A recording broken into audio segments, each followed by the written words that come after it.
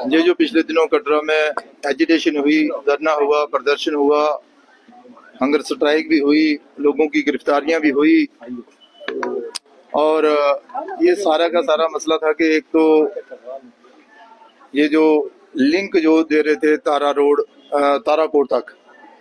ये नहीं होना चाहिए। और दूसरा ये है कि यहाँ पर जो रोप वे है वो नहीं लगना चाहिए। आज की डेट में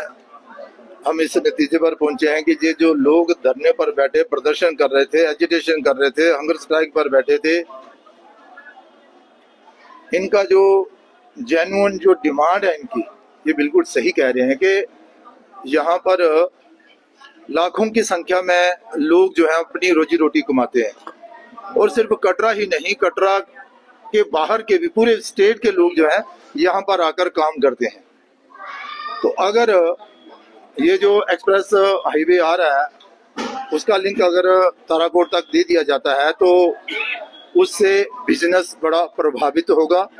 और जो लोग बाहर से काम करने वाले यहाँ पर आते हैं उन्हें भी दिक्कत आएगी। मेरे साथ मेरे इस क्षेत्र के लोकल विधायक बलदेव राज शर्मा जी हैं, और हमारे जिला प्रधान श्रीमान रोहित दुबे साहब, और हमारे यहाँ के प्रभारी भी अरविंद गुप्ता जी, वो भी एमएलए हैं, और शशि जी भी। आज हमने जहाँ पर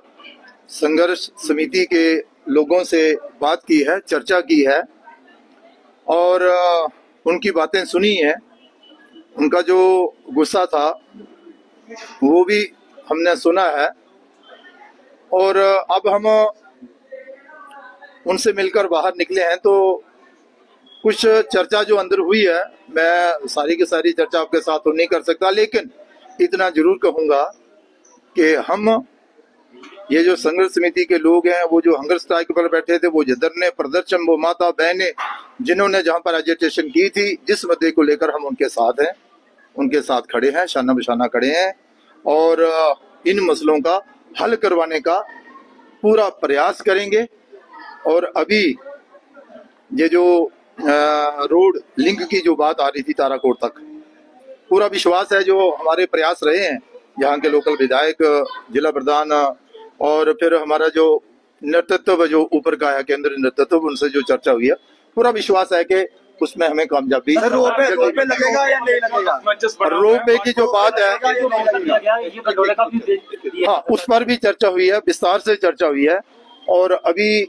बलदेव जी और अपने रोहित जी हमारे साथ ही जम्मू चल रहे हैं, वहां चलकर बैठक होगी और इसका हम समाधान करेंगे।